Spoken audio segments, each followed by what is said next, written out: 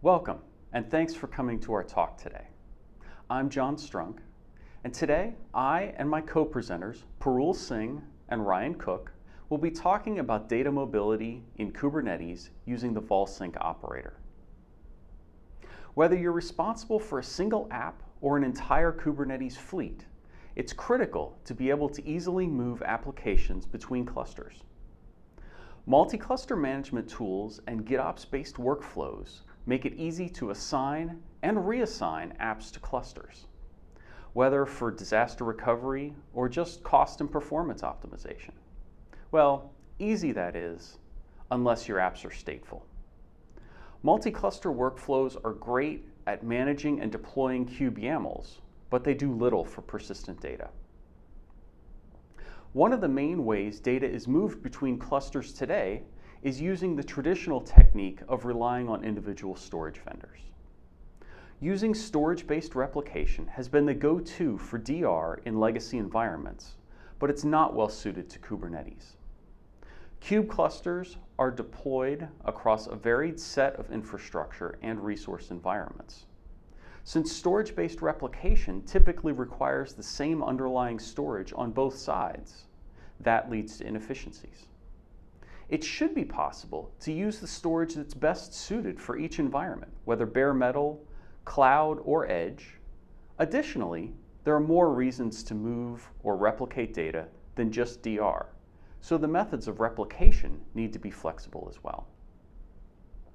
And that is why we created the VolSync operator. VolSync is a Kubernetes operator designed to provide data mobility. It provides storage-independent mobility, so you get the same set of capabilities no matter where your clusters are running and what storage they're using. You're free to choose a storage system based on the axes that matter for the specific environment instead of making one choice globally just to get migration. Data mobility is really many use cases. It encompasses traditional IT's main use cases of DR and backup, but it also enables workflows that are particular to multi-cluster Kubernetes, such as cross-cluster data distribution and app migration. VolSync's capabilities are built around the notion of data movers. At the highest level, VolSync defines sources and destinations for data movement via its replication source and replication destination custom resources.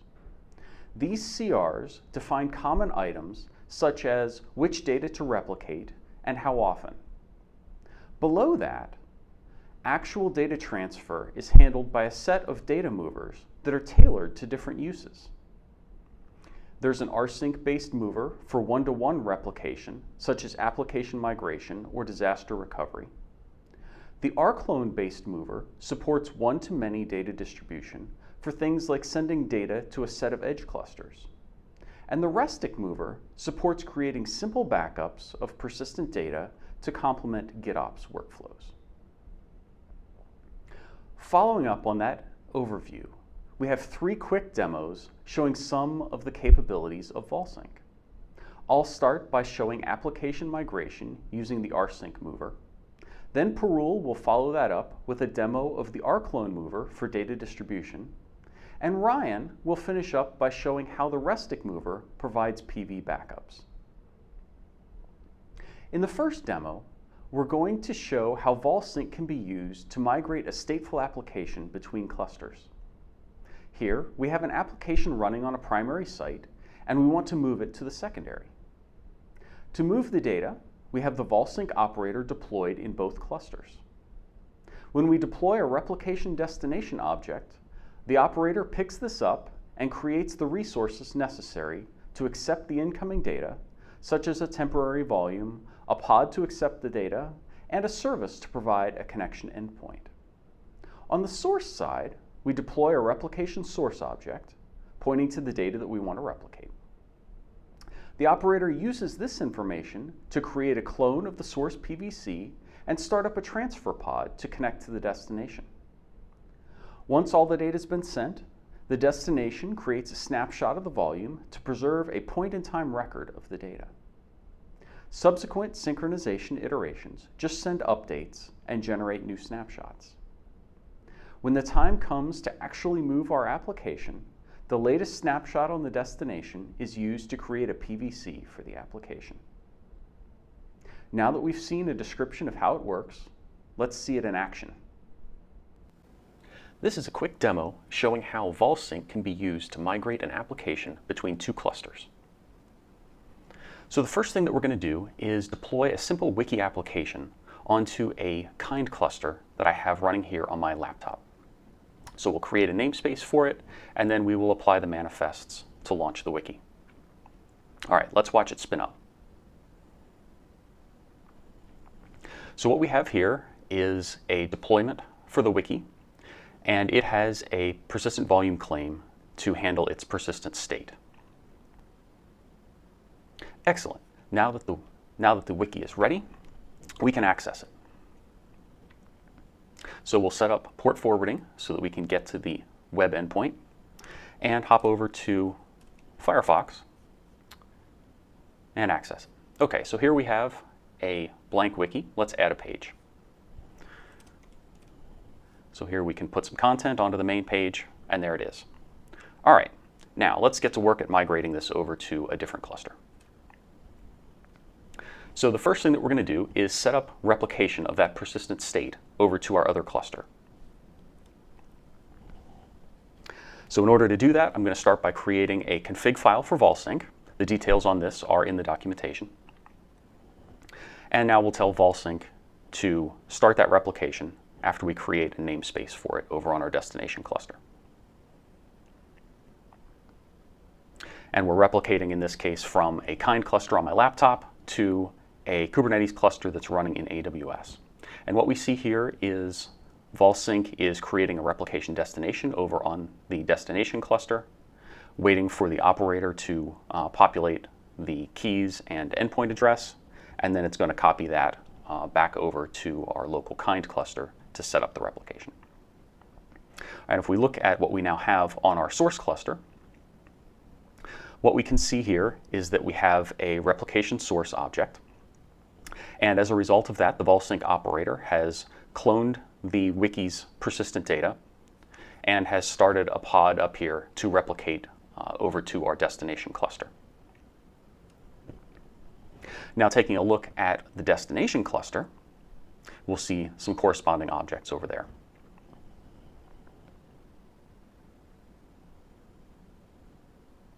So here on the destination cluster, what we have is a replication destination object. As a result of that, we have a PVC that's going to be receiving the incoming data, and the VolSync operator has started a pod to accept the transfer of incoming persistent data. And it's also created a load balancer to serve as a network endpoint for that incoming transfer.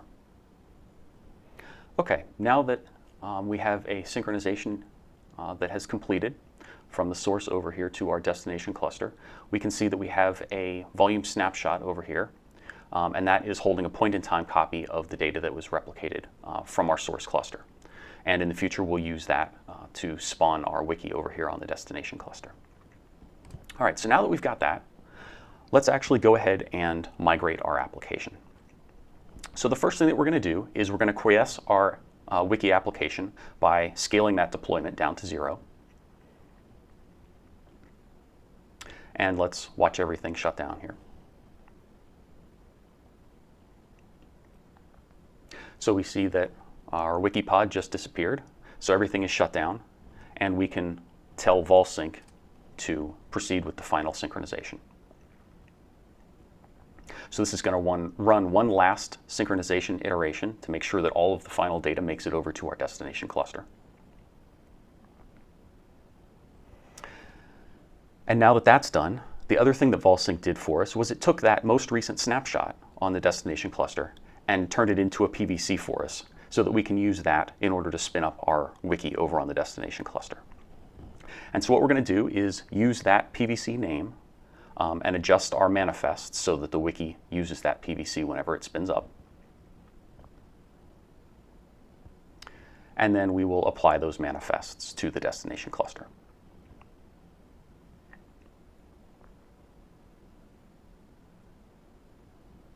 And now that the wiki should be starting up on the destination cluster, we can tear down our replication relationship between the two since we're done with that.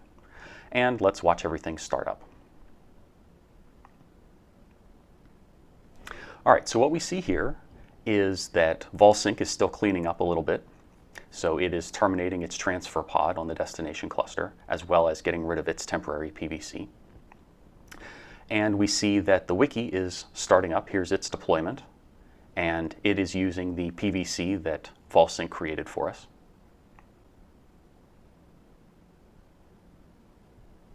All right, now that our wiki is ready, what we're going to do is copy the address over in AWS and hop on over here to our web browser and see if we can access it. And there you go. There's our wiki, all migrated over to our second cluster running in the cloud. Now let's discuss another use case of VolSync that is used for high fan-out one-to-many data replication. You can use VolSync to distribute data from a primary or central hub to many edge sites. To do that, we deploy the VolSync operator on both the cluster, and then when you deploy the replication source CR on the primary side, the operator picks it up and initiates the data distribution.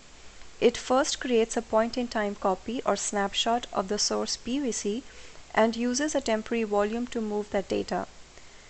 The VolSync operator launches a job that uses our clone data mover to copy the source data from the temporary volume to an intermediate storage unit like object bucket. Similarly, the operator on the destination side triggers the rclone data mover job based on a schedule to pull the data from the intermediate storage to the destination cluster, which is an edge site. VolSync will copy the data from the object bucket to a temporary volume on the destination. It will then create a point-in-time snapshot of the copied data and update the destination CR with the volume snapshot image. To update the application, the latest snapshot on the destination is used to create the destination PVC for the application. Now I'm going to demonstrate how you can use VolSync to do one-to-many high fan-out data replication. For the purpose of this demo, I already have a kind cluster running and I've deployed the VolSync operator. Now let's start with the demo. The first step would be installing a target application, which is MySQL database on the source side. And we would be copying the content of this application from the primary to the secondary or to the edge side. So let's go and create a namespace which is called source that will act as a primary site. And once the namespace is created, we are going to create the database, MySQL database, into that namespace.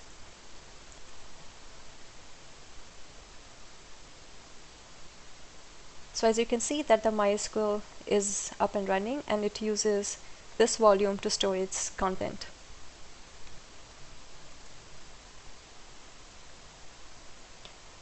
Let's go and create a dummy database in this application.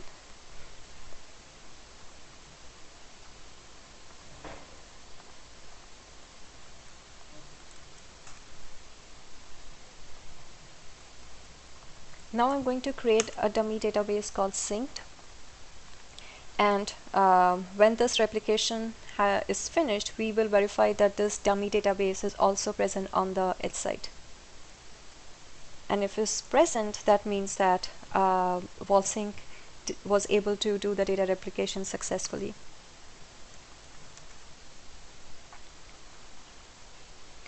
Once we have created this dummy database, now I'm going to create our clone secret. Since VolSync uses our clone data mover to copy the data from the primary to the intermediate storage, which is an S3 object store deployed on AWS.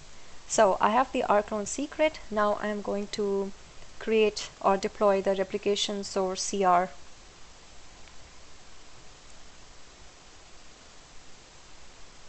Once the replication source CR has been deployed, the operator picks it up and it starts the replication process. So let's go and see what other resources the operator creates for the replication to happen.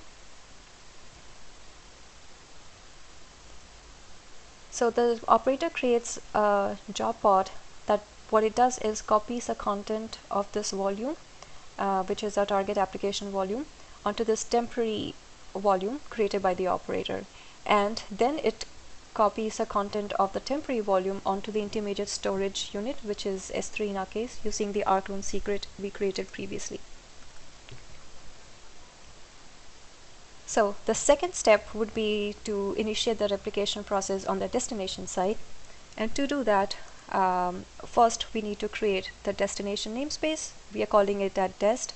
And then we are going to create the secret, the rclone secret, as we did on the primary side, which will be used by the operator to copy the content from the intermediate storage onto the destination side. So we have the rclone secret created. Next, I am going to deploy the replication destination CR, and as soon as you apply it, the operator picks that up and it would create other resources to initiate the replication on the destination. So on the destination, the VolSync operator creates a job, and the job pod is running, as you can see. So basically what this job pod would do is it will use the rclone secret to copy the data from the S3 onto this temporary volume, which I've highlighted over here. And after it has copied the content onto this temporary volume, it creates a point-in-time snapshot of this volume, which is listed here. And once the state of this point-in-time copy snapshot is ready to use, the operator would update the replication destination CR with the name of the snapshot. So next, what we need to do is extract the latest snapshot image name from the replication destination CR, which is listed over here.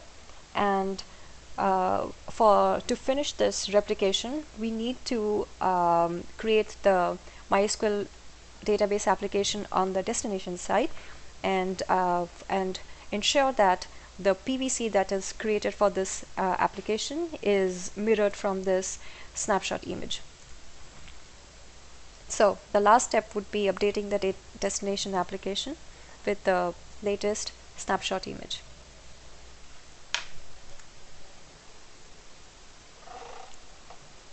All I'm going to do is replace is to update the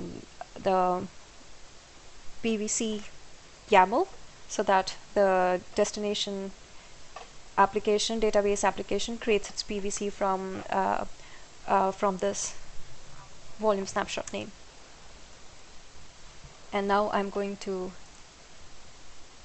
create the MySQL application on the destination side, and let's get into the MySQL pod and verify if the dummy database synced is present on this.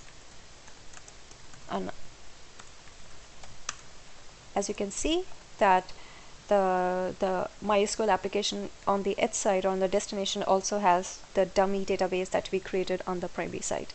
And that's how VolSync does one-to-many high fan-out data replication. Thank you. The final replication component we will talk about is Rustic. Our implementation of Rustic is used primarily for recording a point in time and then allowing us to recover back to that moment. VolSync allows for us to perform this action either manually or scheduled. This means you can run this process manually before a rollout of a new release, or just have Rustic running at designated times against your PVC to ensure a copy always exists. Rustic operates similarly to rclone in that persistent volume claim assets are stored in object buckets. A secret containing information about our object storage and the PVC are mounted by the replication source pod. The replication source pod executes the Rustic binary using the configuration secret and PVC to send the persistent data to the object store. The restore process operates in a reverse to the backup. A PVC is mounted by the replication destination pod. Then optionally, we can create a snapshot or clone of the data to create a new PVC, which will be used by our application. Let's see this process in action. I called the demonstration deploying with a backup plan. Like you saw earlier, we have a wiki application that uses PVC. Here you can see the message.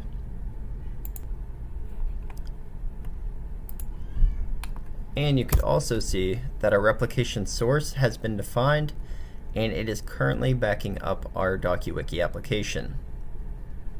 We have our application YAMLs already saved on our system or in Git, but that doesn't really help us when a mistake like this happens.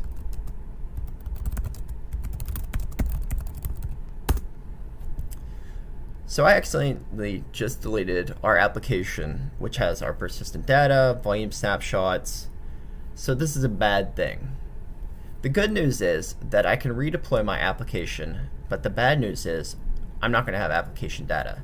My PVC and my volume snapshots are gone. This is where VolSync and Rustic are going to save us.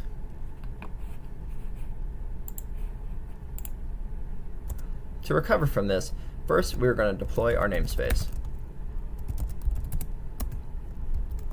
Next, we're going to deploy our PVC. And then we're actually going to create the Rustic config secret. This actually links back to our S3 bucket and has the credentials that we need to pull the data back. And then finally, we're going to create our restore. Taking a look at this file, what we're going to see here is just a very simple restore. We're going to pull back the destination PVC of DocuWiki. We're going to run the manual process of restore. And we're using the Rustic config secret that we defined earlier. So looking at our pods now, we will see that in a moment this container will create and run.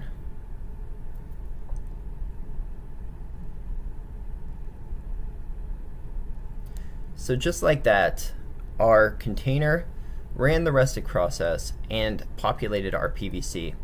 So now we can start the remaining portion of our application. We can create the deployment, we can create the required service, we will create our required secret, and then we'll wait for our application to begin. So what we'll do is we'll get pods and see where we are in our deployment. And our application is started. Now let's use the service address to access our DocuWiki. Going back to the internet, we will see that our application is back with the message that we expected. So what we did was we deleted the namespace and everything contained below, and then used Rustic to recover all of that data for us, and then we redeployed our application. Now that you've seen how VolSync works, you may be wondering what's next for the project. There's more to moving an app than just replicating data, as we saw in the rsync demo. Integrating with other tools, such as multi-cluster management frameworks, will be key to providing a good experience. We also saw the CLI in the demos. Everything that VolSync can do is controlled by custom resources, but the CLI makes creating and manipulating them easier. For example, it has context about both the source and the destination, so it can move configuration information between the clusters. We plan to continue developing the CLI with the goal of making the common operations easier. You've also heard about the 3 movers that currently exist in VolSync. When we started, there was only rsync. The others were added as needs arose. rclone for Edge and Rustic for PV backup to support GitOps. In the future, we'd like to incorporate more. The most interesting right now seems to be SyncThing. It provides the possibility of providing cross-cluster active-active data sharing. The eventual consistency won't be for everyone, but we believe it could be useful for a certain class of applications. If you're looking for more info, here's where you can find us. You can come check us out on GitHub. Our documentation can be found over on Read the Docs. And if you want to give it a try, our Helm chart is available on Artifact Hub. Just search for VolSync. Thank you.